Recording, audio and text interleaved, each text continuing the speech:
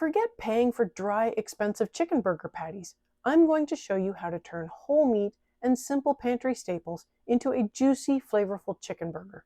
This chicken burger recipe makes for a moist, flavorful burger, whether you throw these on the grill or air fry them. These are also an easy meal prep dream for busy weeknights as they cook up quickly and perfectly from frozen. Hi friend, come on in. I have about 1 pound of chicken breast here that I will be using to make these burgers. Thighs and mixed breast and thigh work better because thighs are a fattier cut, making the end product more tender and juicy. But there are a couple of tricks to keeping the breast meat juicy. I want to cut these into medium to large sized cubes and trim off any loose fat and cartilage that I don't want in my final burger.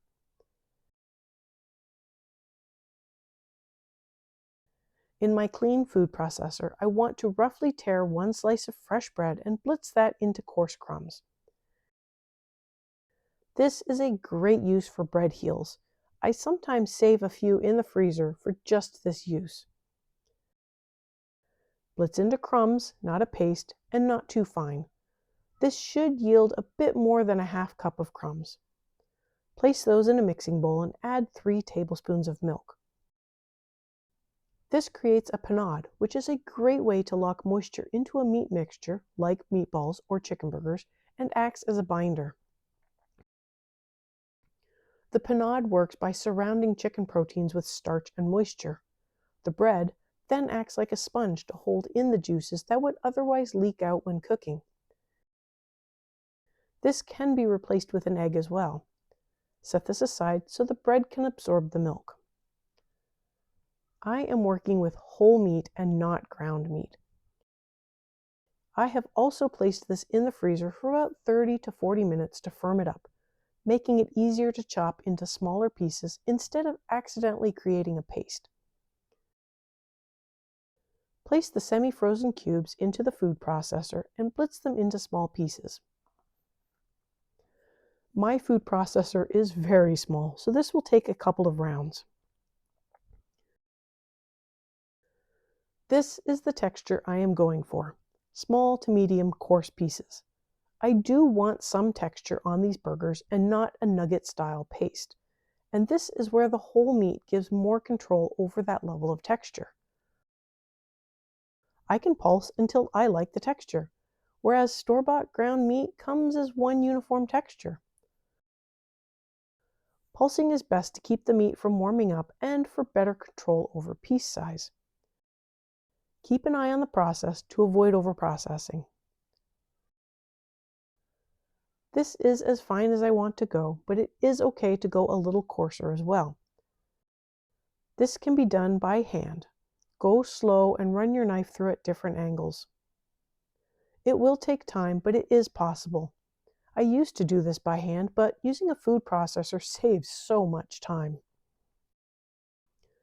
Add the chicken to the bowl. For the seasoning, this is where you can have some fun if you like.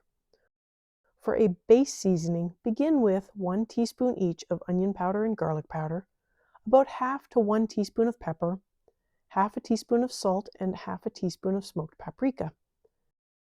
More pepper will give it a slightly spicier taste, so adjust according to your preference. I used 1 teaspoon and it had a bit of a peppery kick.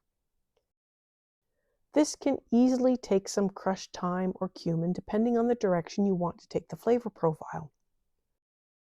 You could also fold in finely chopped herbs or green onion if you want a little extra freshness. Work with what you enjoy and have in your pantry. Chicken breasts easily dry out. To avoid a dry chicken burger, not only am I using a panade to lock in moisture, but I will also add in 2 tablespoons of oil to add in the necessary fat that chicken breasts lack. I am using a light olive oil. Any neutral or mild oil can work here. Give this a really good mix. If you want to test your mix for seasoning, pull off a small portion and give it a quick fry to taste and adjust. When mixing meat, at the beginning it doesn't seem to hold together. Continue mixing until the meat becomes slightly sticky and tacky. This means the proteins are beginning to bind together, which helps the burger hold its shape instead of falling apart. This is especially important for chicken burgers since they are leaner and softer than beef burgers. No one wants their burger patty to fall apart, especially while grilling. The meat mixture should stick to your hand when you lift it up and open your hand. At that point, shape into patties. I have a little Tupperware patty maker that really helps make nice big patties. This amount of meat can easily make 4 decent-sized patties, but scale up or down according to your needs. I like to freeze these before cooking because it helps them firm up and hold together better on the grill. It also makes them perfect for meal prep. To grill these, I recommend spraying or oiling the grill grates. They can also be air fried, baked, or fried in a lightly oiled skillet. Grilling is the best, but I will also air fry these. Cook from frozen and ensure an internal temperature of 165 Fahrenheit or about 75 Celsius. Let me know in the comments what seasoning blend you would put into your chicken burgers because there are a lot of directions you can take these. I like to make these from time to time and keep them in the freezer, cooking them off 1 or 2 at a time for a quick lunch. They are full of flavor and juicy.